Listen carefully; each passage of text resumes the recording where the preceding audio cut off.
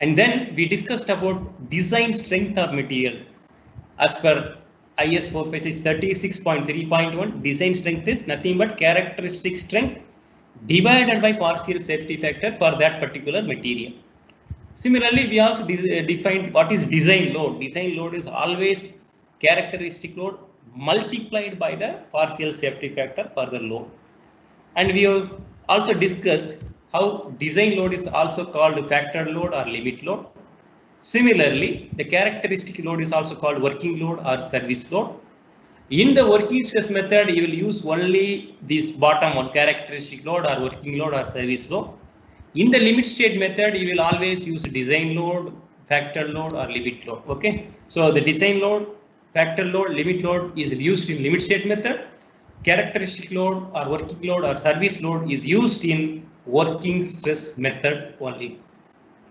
Then we also discussed about how when a simply supported beam, when it is subjected to bending, the bottom fiber will experience tension and the top part will experience compression, and in between there will be a middle layer, neutral layer, which will have no stresses, either compression or stresses. So top layers will all be subjected to compression, bottom layer below the neutral layer will be subjected to tension, and this tensile stress will linearly vary from 0 to neutral axis to the maximum at the extreme fiber. Same thing here also in the top also.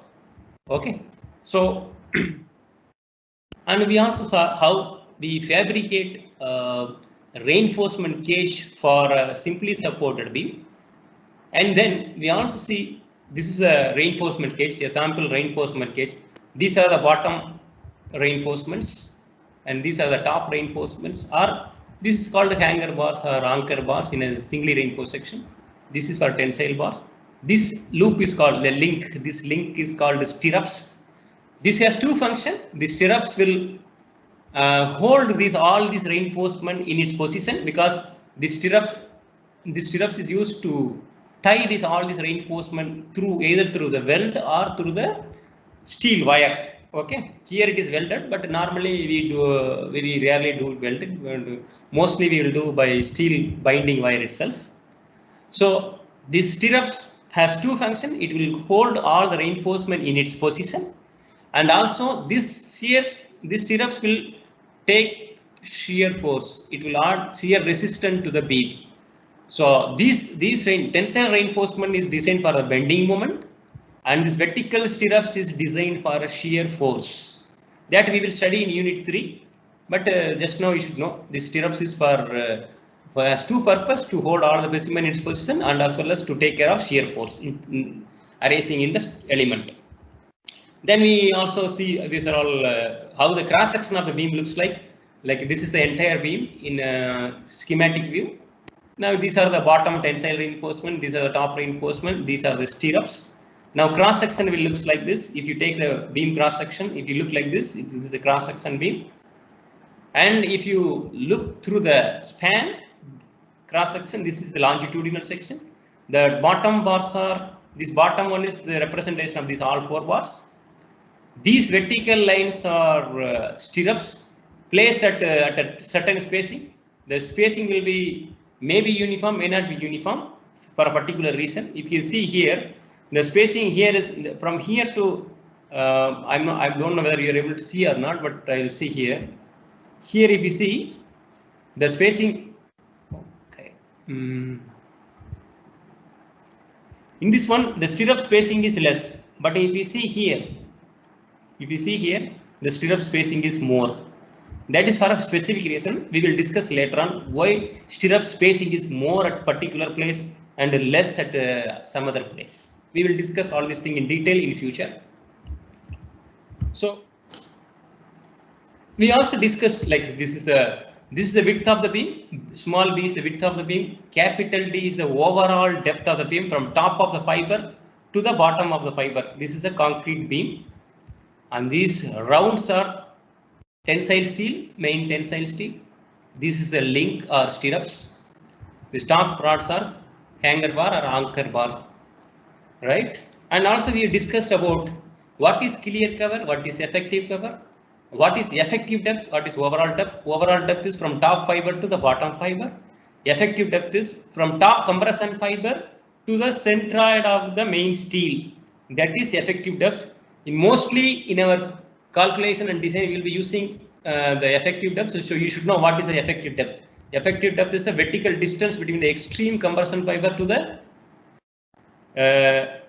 extreme tensile. Sorry, here it is a vertical distance between the extreme compression fiber to the tensile, to the centroid of the tensile steel. Okay, and also we have defined. Suppose if you have in tensile side, if you have more than one layer of steel, you have to take the centroid of this steel. That becomes centroid. Suppose if you have only one row, then the centroid will be the center. Suppose sometimes it is possible that you may not have all these reinforcement having same diameter. Let us say this is 20 diameter, this is 10 mm diameter, this is 20 mm diameter. Then you will take a centroid of the biggest, largest diameter part. Let us say this is 20 mm, this is 20 mm, this is 10 mm. When you calculate D, you will take the center of the largest bar, not the smallest one. Largest bar you will take. Okay. So, and also we have discussed about the limit state of collapse. There are various assumptions involved in limit state of collapse lecture. By far, this is what you are going to use in the entire course. So from here on, please pay very careful attention. Particularly today's lecture is going to form the basis for the entire course. So I will once again repeat this assumption. First one is plane section normal to the axis remain plane after bending. That is, strains are proportional to the distance from the neutral axis. That's here. Before applying bending, this is your, let us say this is the cross section of the beam. This is the axis of the beam, and this is the cross-sectional plane. This is the plane which is normal to the axis of the beam. Okay, this is the axis of the beam, this horizontal line. This is the plane. Now after application of bending, this will become again it will be plane only. It will not become a curved or something like that. So what does that mean? After application of the bending or loading, when the beam bends, in the neutral layer you will not have any stress. Above neutral layer you have compressive stress, below neutral layer you will have tensile stress, and the strain varies at 0 from the neutral axis in a linear way up to the maximum and the extreme compression fiber. Similarly, the same strain will also along this also it will vary like this only. So in other words, you can suppose let us say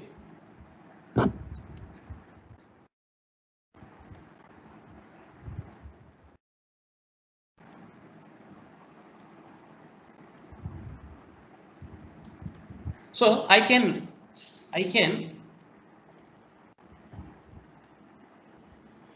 extend this line like this from top to bottom.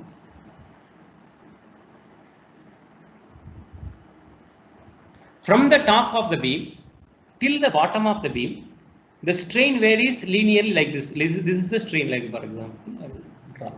This is the linear variation of strain from top to bottom. Okay, but and at the neutral axis here is the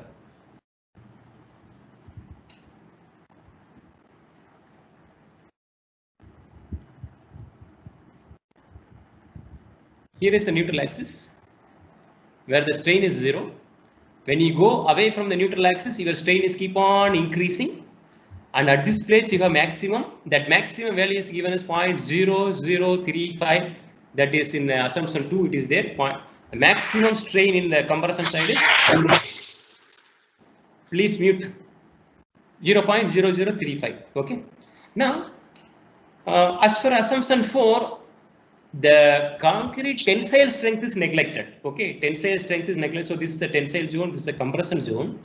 So although tensile zone concrete is neglected, but to find out, because this is steel and the concrete is the bonded together very well, whatever strain available in the concrete at this place, same strain will be available in this steel also. Is that clear? So that is why, because we are neglecting the concrete below the tension side, we are not taking this into account. we are taking, because all the tensile stresses are taken only by the steel, you have the, in the tensile zone, you have epsilon st, that is the strain in the tensile steel, epsilon st, strain in the tensile steel is marked at the level of steel only, not at the bottom fiber. So please make very clear note of it. Many people make mistakes here. So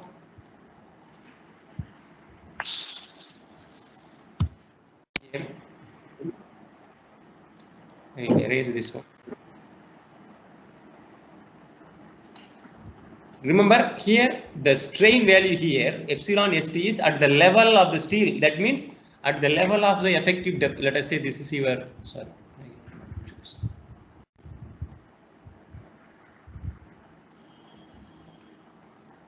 this is the effective depth, small d. Effective depth is represented by small d. So at that level only you will take the strain, not at the bottom, because below this line concrete does not have any strength, tensile strength is neglected. Okay, so this strain is linear from neutral axis. From neutral axis it is 0 to the maximum value at the extreme compression fiber, and also to the maximum till the tensile steel. Okay, this variation is only linear. That is the first assumption. Now second assumption, if you see, the maximum strain in the concrete at the outermost compression fiber is 0.0035. This we will come in later on, even we will discuss in a while. And fourth assumption, the tensile strength of the concrete is ignored. This stress strain curve of steel, this we will come later on. The maximum strain in the tensile reinforcement in the section at failure shall not be less than Fy divided by 1.15 S plus 0.002. That is this value at the strain here. At the failure, you will have value greater than or equal to, sorry, here, this one should be greater than or equal to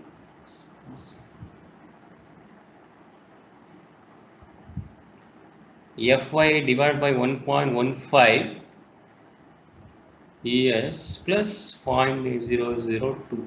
This value should be greater than or equal to this value for the failure to occur. Okay, that is the next assumption.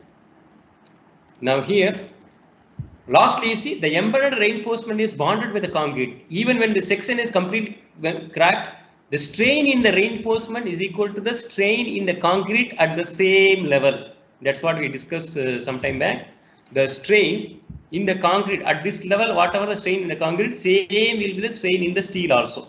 That is why we are taking strain at this level. Okay. So now coming to the other assumptions, this one, the relationship between the compressive stress distribution in the remember it is saying only for concrete. The compressive stress distribution concrete and the strain in the concrete may be assumed to be rectangle or a triangle or a trapezoidal or a parabola or the combination of these shapes, which results in the prediction of the strength in substantial agreement with the test result. Okay, so in this I don't want. Now in working stress method, suppose if you draw the beam. Now in working stress method, your stress diagram will be something like this only. It is a triangle because as per working stress method, you are only considering up to linear portion, elastic limit only, or up to linear portion. This is a strain, this is a stress. So your stress strain variation is a triangle. That is why at the neutral axis you have zero stress. At the maximum compression fiber you have sigma c bc, something like that. The stress, this variation is a linear variation. It is a linear variation because your stress strain curve is linear in working stress method. Whereas in the limit state method, as per IS 456, we have a combination of, if you see this figure number 21 here, stress strain curve for concrete. Are you all able to see the stress strain curve for concrete PDF file? One of you respond. Yes, Okay, yes, so See here, this is a x-axis is the strain values, y-axis is the stress values, and from 0 up to 0.002, this curve is a parabolic curve. From 002 to 0035 is a straight line. It is a rectangle, and this is a parabola. Remember, your strain cannot be more than 0.0035 because the maximum strain in the concrete in bending is 0.0035. Remember, I am telling the word bending. Here, if you see, the maximum strain in the concrete at the outermost compression fiber is taken as 0.0035 in bending. Because in compression you have a different value. Because we are talking about flexure. Flexure means bending. So bending value is given 0.0035 is the maximum strain in the outermost compression fiber of the concrete in bending. So please remember that. Most of the time students forget it, but 0.0035 is a maximum compressive strain in the extreme fiber of the concrete, 0.0035. So now there are three curves. Now what are these three curves? I will go back to here.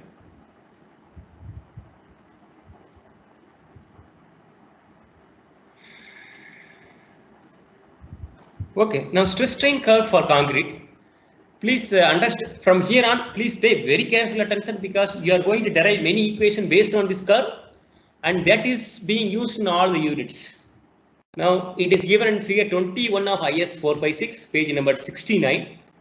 Now, if you test a concrete cube of 150 mm by 150 mm by 150 mm size, after 28 days curing, you will get a stress strain curve. Let us say this is a stress strain curve. This is a compressive stress strain curve for a cube. Remember, this is for what? This is for cube. This is 150 mm size cube. For this is a curve. If you see from 0 up to 0.002 up to here, it is a parabolic curve. After that, it is a straight line. So from 0.00 to 0.003, this is a, remember, this is for the cube. Now, come back to the assumption here. I am going to discuss about this particular assumption number 3. An acceptable stress strain curve you see here in this point. From here on, an acceptable stress, maybe I will zoom it because, oh sorry.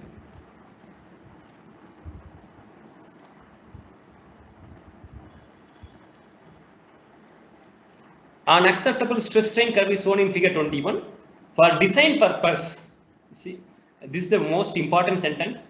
The compressive strength of concrete in the structure shall be assumed to be 0.67 times the characteristic strength of cube. So that what they are saying here is, this is for a characteristic curve for a cube. Okay. Now this is only for the cube, but when you are going for a structure size will be huge, right? Beam you have a huge size, slab also huge size, column also huge size, large size, not cube, large size. So obviously what they are saying, you cannot use the same you cannot use this strength for designing your structure. So you have to take FCK, this curve divided by 1.5 will give you 0.67 FCK. This is a characteristic curve for a structure. All of you please pay attention. This is for a structure, characteristic curve for a structure. This is only for a cube. This you are testing in the laboratory of a cube of size 150 by 150 by 150 for 28 days curing. You are testing it. That curve is this curve, but this is a very ideal curve. You cannot use this ideal curve for the actual structure. So to obtain this curve for an actual structure, the characteristic curve for actual structure, you divide this each and every value by 1.5, then you get 0.67 times FCK. That is why You have seen here. For design purpose, the compressive strength of concrete in the structure shall be assumed to be 0.67 times the characteristic strength. Now, a partial safety of factor 1.5 shall be applied in addition to this. Okay, in addition to this, you have to apply a characteristic partial safety factor. You have to apply 1.5. So here, in this curve, now on over and above this one, you divide this curve, this particular curve, divided by 1.5, then you will get the design curve for a structure, and this is what you will be using in your this one. So 0.67 FCK divided by 1.5 become 0.447 FCK. In some book they may be writing for 0.45 FCK, that is fine. So 0.447 FCK or 0.45 FCK, you can use either of them. So we are going to use only the design curve of the structure. Other curve we are not going to be using it. Right now, I will show you here. So this was the FCK. This is a characteristic curve for a cube. This is a characteristic curve for the structure, and this is the design curve for the structure. And this design curve for the structure has a rectangular part from 0.002 to 0.0035. This here. From 0 to 0.002, you have a parabolic curve. This is the stress strain. Okay, stress in MPa. For example, this is a M30 grade concrete. If you see FCK, PC value, you have a 30 here, right? 30 is here. So this is a M30 grade concrete. So finally, what will you get? 0.447 into 30. That's what you are dividing this. You are dividing this by 2.25, because FCK divided by 1.5 is this one. This divided by 1.5 is this one. So 30 divided by 2.25 you will get. So you are getting some 13 or 14, whatever the value you will get. That is the strength you will be taking in the limit state method. Now remember, this curve alone is very, very important. This particular one, we are going to use this one repeatedly throughout your course. So at a zero strain, you have a zero stress.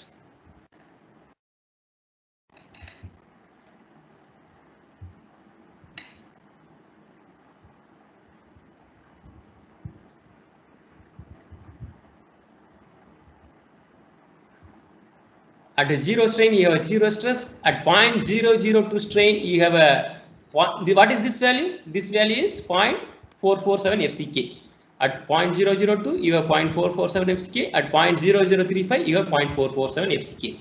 Is this clear, everyone? If anyone have any doubt, please ask. Unmute yourself and ask. Anyone having any doubt? Because this is the most important curve in the entire course.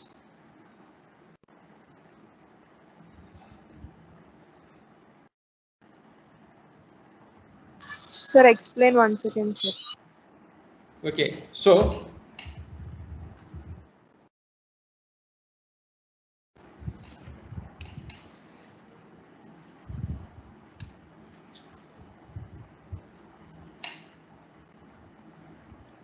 okay, so if you test a 150 mm by 150 mm by 150 mm size cube, which is casted and soaked cooled for 28 days, after 28 days you test in your compression testing machine, you will get a stress strain curve. Let us say this is a stress strain curve for that cube, 150 mm size cube. Okay, that cube size is this one. This is for this cube alone, 150 mm size cube. Now what code says, if you want, because obviously in your actual structure you don't have the structure size as only 150 by 150 by 150 mm. You may have a beam running for a 10 meter span. It may have a width of 300 mm. It may have a depth of 600 mm. Because you are increasing the size of the element, you reduce this strength, because as the size is getting increased, your strength will decrease. So the characteristics curve for actual structure will come. You take all these points, each and every point you take, divide it by 1.5 or multiplied by 0.67, you will get the characteristic curve for the actual structure. This is for cube, this is for a actual structure. Now this is the only characteristic curve, but in a limit state method, we will always use design curve or design load or design strength only. So design curve for this structure will be, design curve is characteristic curve divided by partial safety factor for the concrete, because this we are dealing with concrete now.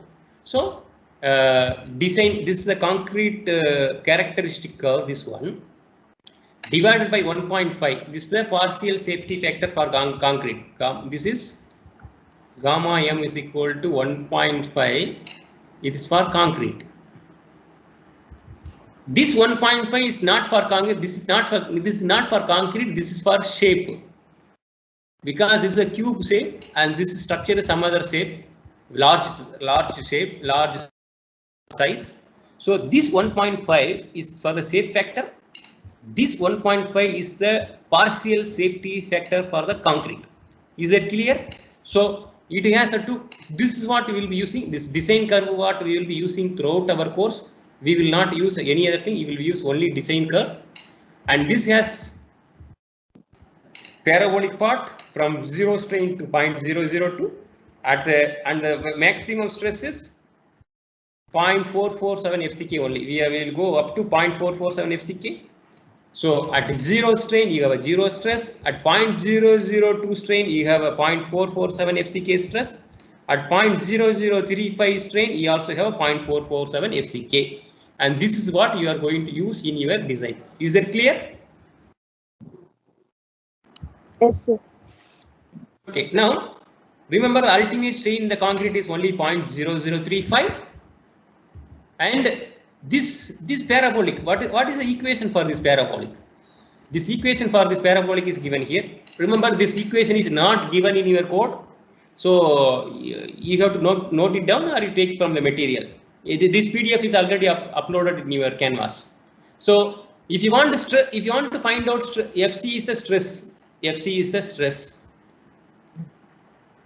and epsilon is the strain. Suppose if I want to find out what is the stress value at 0.001, at this point I want to know what is this stress value or FC value.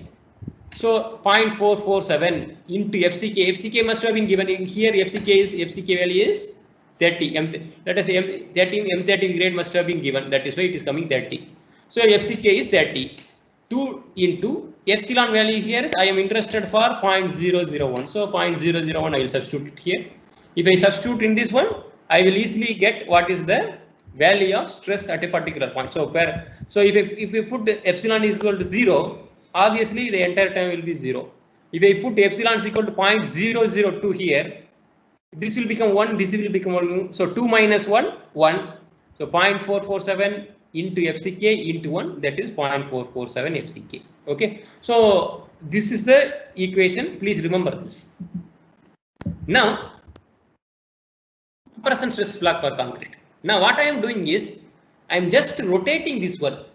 Instead of the earlier if you see, the strain is in the x-axis, stress in y-axis. Now we are going to change to the reverse it. So I am changing the diagram here. My strain is in y direction. I am stress in x direction. Okay. Now if you see your figure 22 in the code, it will be like this, because you see at 0 strain you have a 0 stress, that is this one. At a strain of 0.002, the stress value is how much? This one 0.447 FCK. So at 0.002 strain, the stress value is 0.447 FCK. At 0.0035 strain, I again have a stress value as 0.447 FCK for this value also. So at 0.0035, I have 0.447 FCK, right? So here at strain 0, I have a stress is 0. This is this point. This is number 1. At 0.002, I have a stress value is 0.447 FCK. That is number 2. And between 0 to 0.447 FCK, your stress diagram is parabolic variation. You can see here, this is a parabolic. This is a parabolic variation. At 0.0035, you have 0.447 FCK here. 0.0035, you have 0.447 FCK. That's what marked here. And between 0.002, 0.0035, because stress value is same, this is a constant. So this is a constant diagram here. Okay. Now, if you go back to here, figure 22.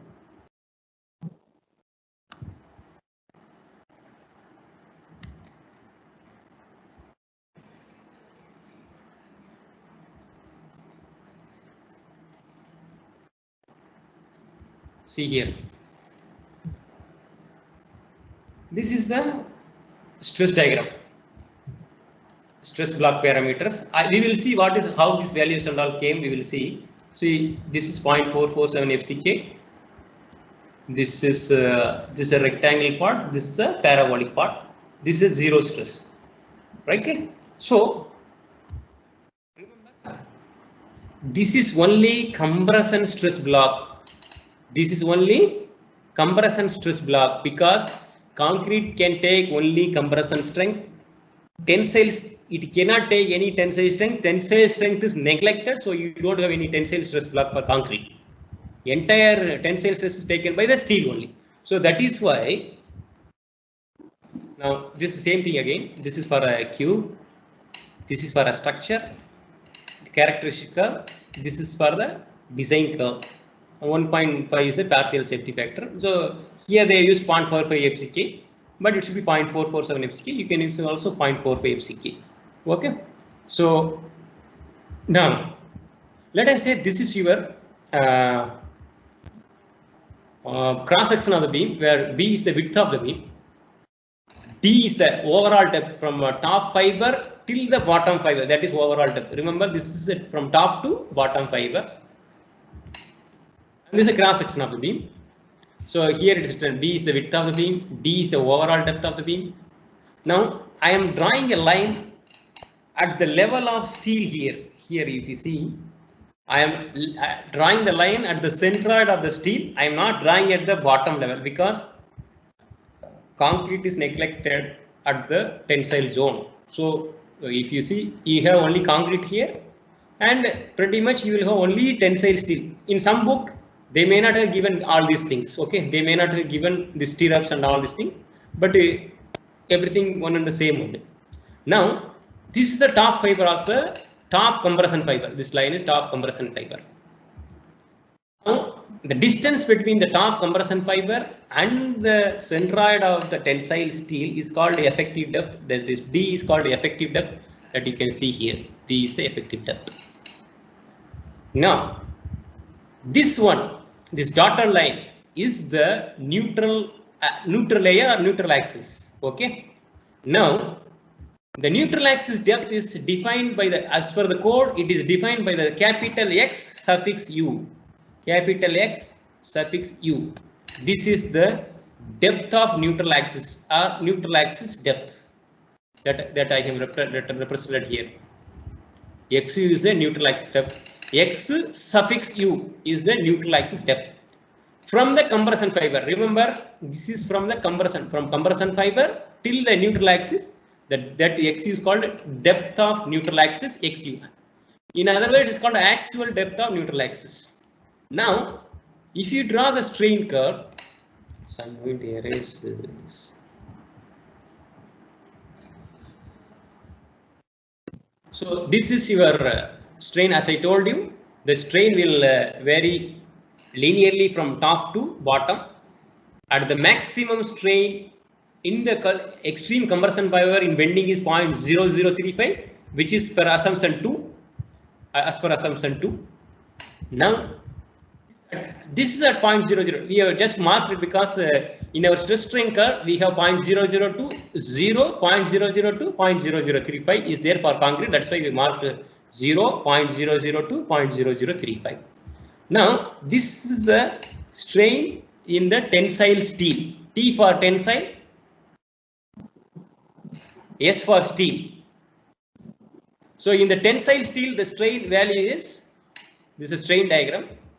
And now correspondingly, see here, at a zero strain, what is, this is a stress diagram. at a point at 0.0035, what is the stress value? At 0.0035, what is the stress value? Anyone? 0.447. That is what. So that is the stress value here. Okay. At 0.002, what is the stress value again? Same value. 0.447 FCK. At the zero strain, what is the stress value? This is here. 0. Okay. So now the variation between 0 to 0.002 strain is a parabolic. This is a parabolic curve. Okay. This is a parabolic curve. Between 0.002 strain, 0.0035, it is a 0.447 FCK and that is a rectangular curve. So now in the tensile side, we don't have any stress block. Entire stress is taken by the steel. So this is stress. So this is a T, let us say. Okay. Now, how to find out what, as I told you, this depth of neutral axis is XU. Okay. Please mute yourself. Some of you are unmuted. This depth of neutral axis is XU. Okay. Now, how do I find what is the depth of this rectangular part? How do I find out this depth of this rectangular part? If I know this is 0, this is 0.002, this is 0.0035. Now, how do I know this depth? This depth or this depth?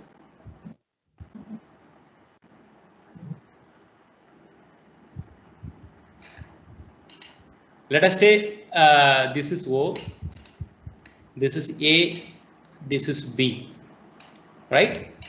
You have this kind of triangle O, A, B. For XU distance, what is the strain value? 0.0035. Now, for what value? What is this height? This, let us say this is X, 0.002. So from similar triangle principle, for XU distance, I have a 0.0035. Now for X distance from the bottom, I have 0.002. So I can find out this value of X from this thing. If you find out that value of XU, X value, that will be 4/7 XU. 4/7 XU. That you can easily find out because this is 4 times, this is 7 times. So this is 4/7. So X is equal to 4XU/7. That will come here. Okay.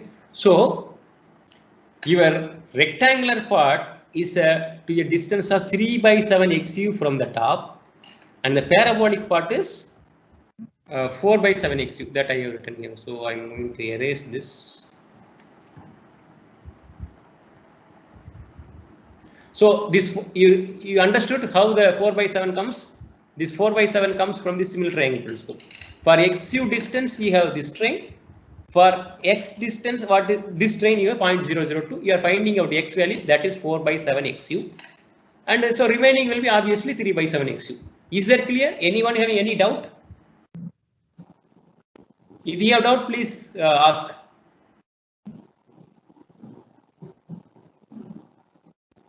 We are separating. No doubts, but we can't observe the cursor clearly, sir. Cursor, acha. Okay, and then I have to. Can't follow that. Okay, I will make it to laser pointer.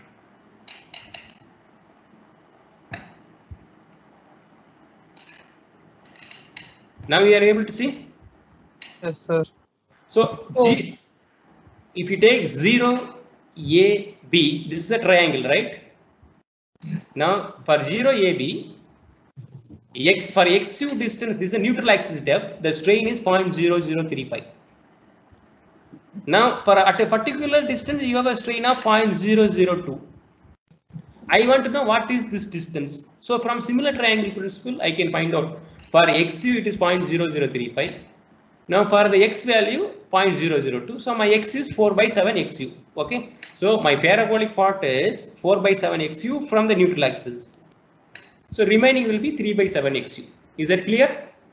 Okay. Yes, sir. Okay. Now there is no stress part at the bottom. All the stress is taken by only by the steel. So now you see this total compressive force taken by the concrete, this entire concrete, this depth I have used XU. Remember, this neutral axis depth is not d by 2 or capital D by 2, not small d by 2. The neutral axis depth is XU. Many times people make mistake. XU is not d by 2 or small d by 2, not capital D by 2. XU you have to be found out using the equation. So now, how to find out the total compressive force taken by the concrete or resisted by the concrete? This is a resistance force. So when you apply a load to a structure, the concrete will resist some force and the tensile steel will resist some force.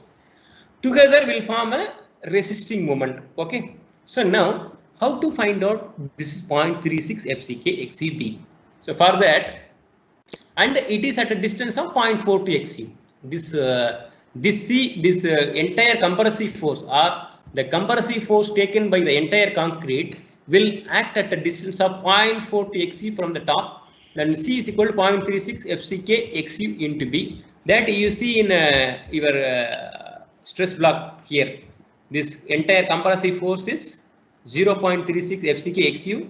Here they have not given B and all because it is a stress block they are saying, but I have given compressive force, and that is at a distance of 0.4 to XU from the top, and XU is the neutral axis depth which I explained before some time back.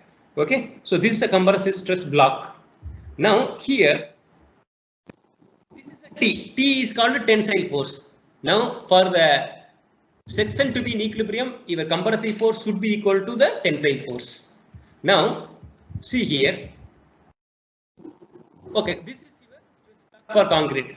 Is there any doubt in the stress block of concrete? How this 0.447 came? How 3 by 7 XU came? How 4 by 7 XU has come? This we will see. This I already told you.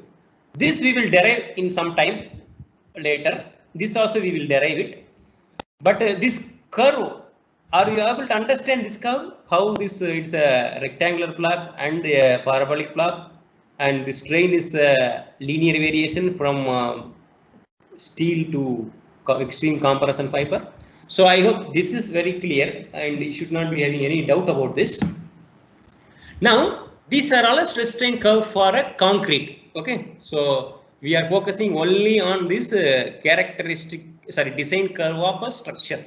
This is what you remember this curve, you will be able to do everything else. Now stress strain curve for reinforcement.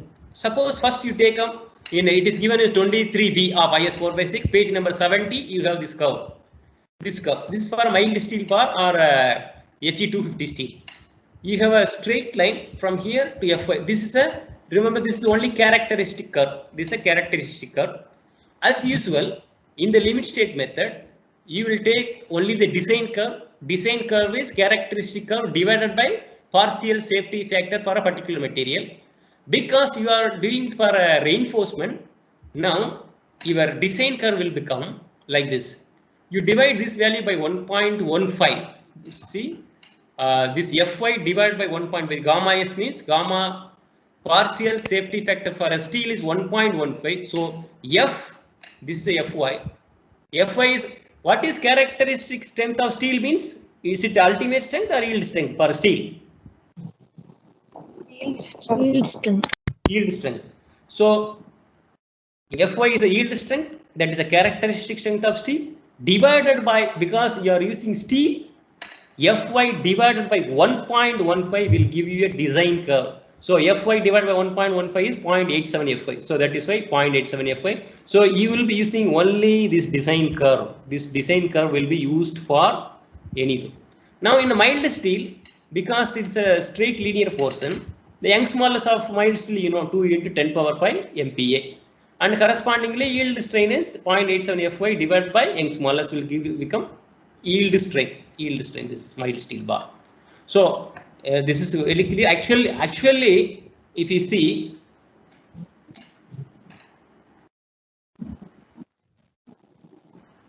in general, what is there in a mild steel, stress strain curve will be something like this.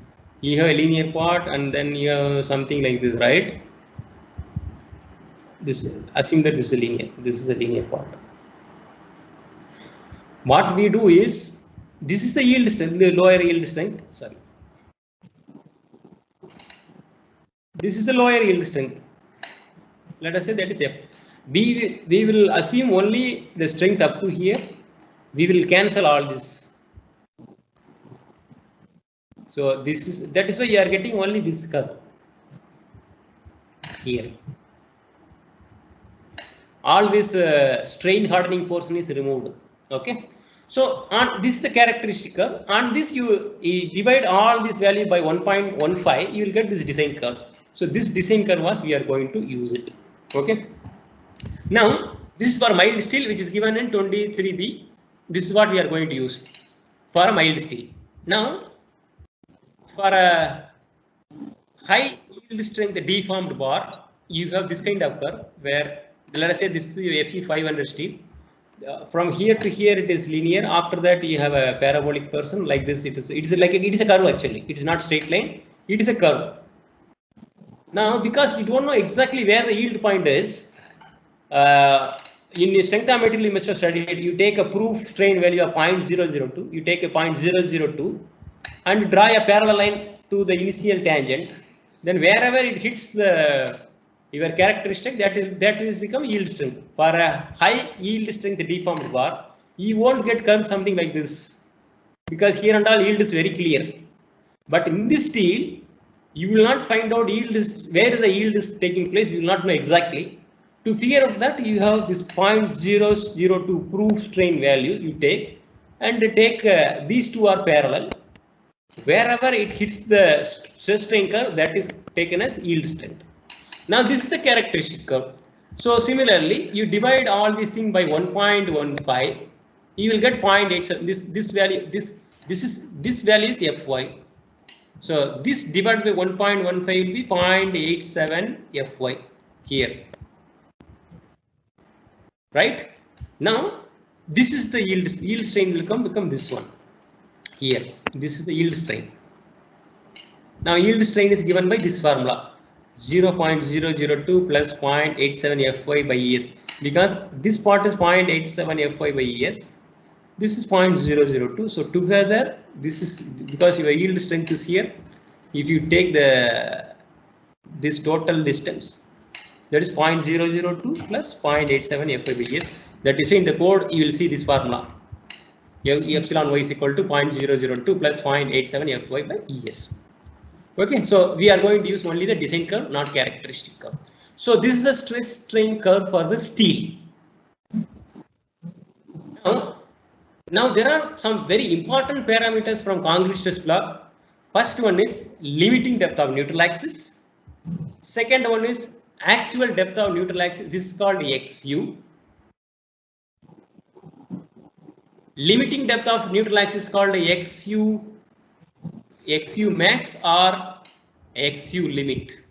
Both are same. Limiting depth of neutral axis is called XU max or XU limit. Actual depth of neutral axis is called XU. And third one is ultimate moment of resistance, which is defined by MU capital R, ultimate moment of resistance, and then limiting moment of resistance, that is defined by MUR, comma limit. And so we are going to, there is one more thing, that is limiting percentage of steel, that also there, that is the fifth one. So if you are able to do all these things, the first unit is over. So limiting depth on neutral axis, this will come entirely from your strain curve. For example, what is this limiting depth of neutral axis? Limiting depth of neutral axis is also called critical depth of neutral axis. Critical depth of neutral axis here. So when do you say a neutral axis is a critical depth neutral axis or a depth of critical neutral axis? The critical neutral axis concrete attains its ultimate strain at the extreme compression fiber and steel starts to yield. That means, suppose you have a, let us say here, this is my beam, this is the width of the beam, this small d is the effective depth, capital D is the overall depth. Now as I told you earlier, the neutral axis depth is called XU. Now in this figure we are not finding out XU, we are finding out XU limit or XU max. That is a critical depth of neutral axis or the limiting depth of neutral axis. Please pay attention. XU limit is the critical depth of neutral axis or depth of critical neutral axis or the limiting depth of neutral axis. That is why whenever a term limiting is there, at that time you will also have a limit. So XU limit is that depth of neutral axis wherein the strain in the extreme fiber of the compression fiber of the concrete will be 0.0035 and the strain at the steel here at the level of steel will be 0.002 plus 0.87 Fy by Es. So at such a case, the depth of neutral axis is called limiting depth of neutral axis or critical depth of neutral axis.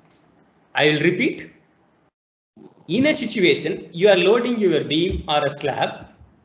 Now, at a situation, you will get the maximum strain in the concrete at the extreme fiber, outermost fiber, you will reach 0.0035. At the same time, simultaneously, the strain at the steel at this level also the strain value will be this much. That means steel will start yielding and concrete will start breaking. At that time, whatever is the neutral axis depth is called, that depth is called critical depth of neutral axis. So here concrete also fails. Concrete attains here. This is a concrete attains. We will change the color.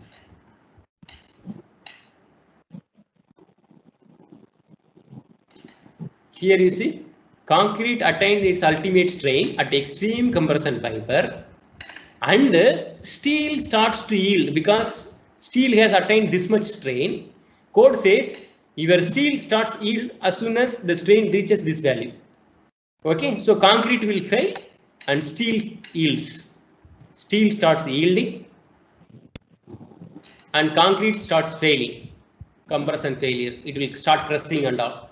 So such a depth is called neutral axis, critical depth of neutral axis. Now, how will you find that out? That is very easy to find out. How will you find out? Because you know two values and two depth. You know, if you take this triangle,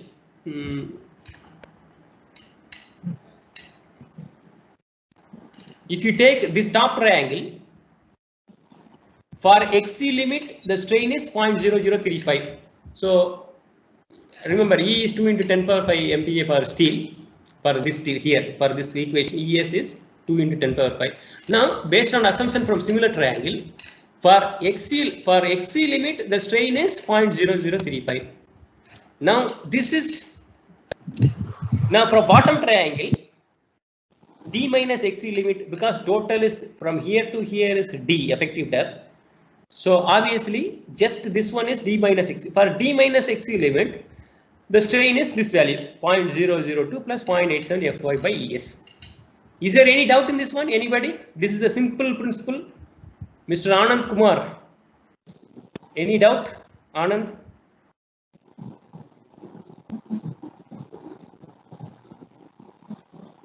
Anand Kumar. Are you there?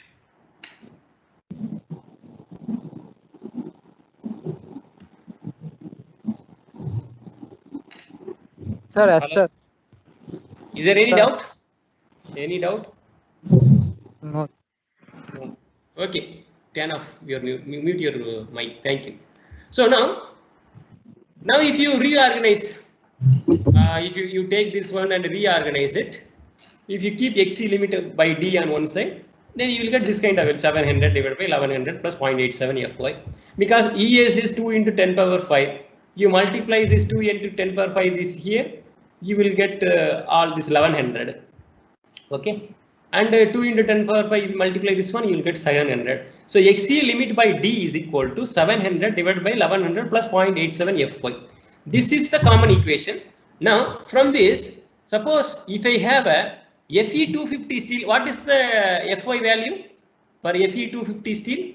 What is the value of Fy if I have a Fe250 steel? Yosita.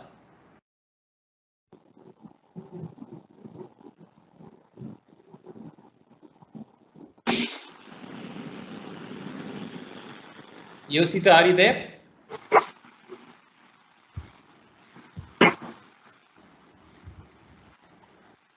Yosita?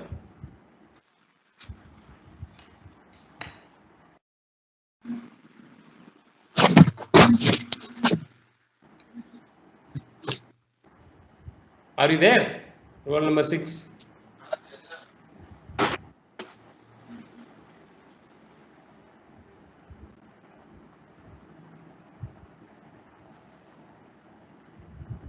Anil Kumar, are you there?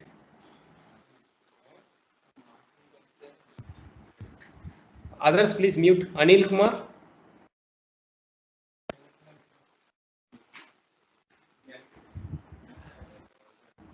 Somebody's mic is on. Please mute yourself.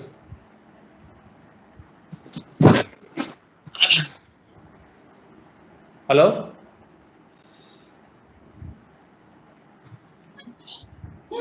Yes, sir. Who is speaking? Bhaskar. Huh? Bhaskar, sir. Please mute yourself. Mute. So Fy is for Fe 250, it is 250. Okay, if you apply 250, you will find out the 0.53. Similarly,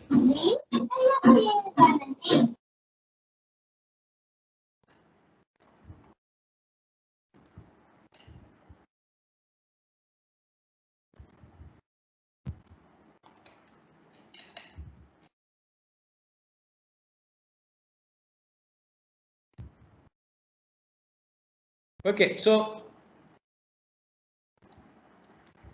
if you apply Fy as for 250, still Fy is 250. If you substitute it here, you will get the XU limit by D is 0.53.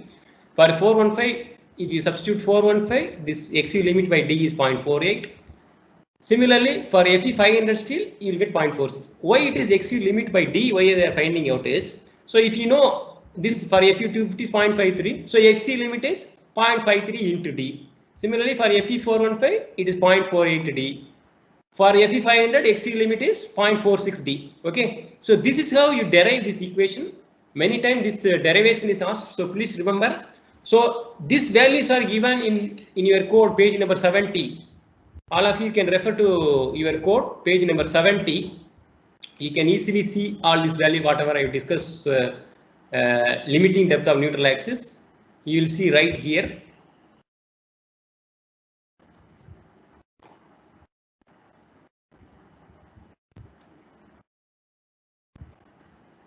Are you able to see the limiting value of depth of neutral axis for the different grade of star based on assumption 31 for Fy? For 250 steel, it is 0.53. I told you Xe max or Xe limit. Here they have written Xe max. For Fe 415, it is 0.48. For Fe 500, it is 0.46. So this is one of the important thing. Critical depth of neutral axis is based only on the grade of steel and the dimension, cross-sectional dimension of the beam, or the effective depth of the beam. You can easily find out what is the limiting depth of neutral axis. It only depends upon the grade of steel and the effective depth of the beam. If you know the effective depth and the grade of steel, you can easily find out what will be the critical depth of neutral axis.